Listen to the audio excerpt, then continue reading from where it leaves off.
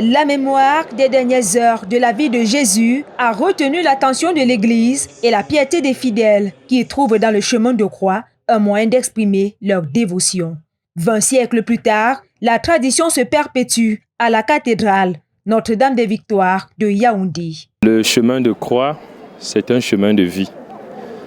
C'est la méditation du parcours du Christ. C'est le résumé de la passion, de la mort et de la résurrection du Christ, c'est-à-dire le cœur de notre foi chrétienne. Un pèlerinage riche en enseignements, une occasion pour les pèlerins d'en apprendre davantage sur la vie, la mort et la résurrection du Christ. Nous invitons les chrétiens à refaire l'histoire avec Jésus qui est mort et ressuscité pour nous.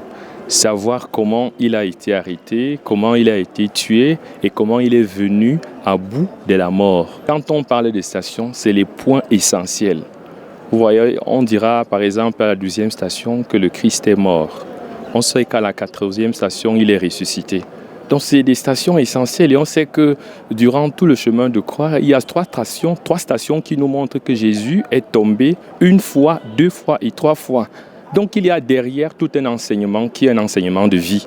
Durant la méditation sur le chemin de croix qui a drainé des foules ce jour, à la cathédrale Notre-Dame des Victoires de Yaoundé, la station sur l'histoire de Simon de Cyrène est l'un des points à retenir. Simon de Cyrène, c'est quelqu'un qui fait les champs, qui va au champ le matin et qui revient le soir très fatigué. Et c'est à lui qu'on demande d'aider Jésus à porter sa croix. Et Simon de Cyrène obtempère, puisqu'il va aider Jésus.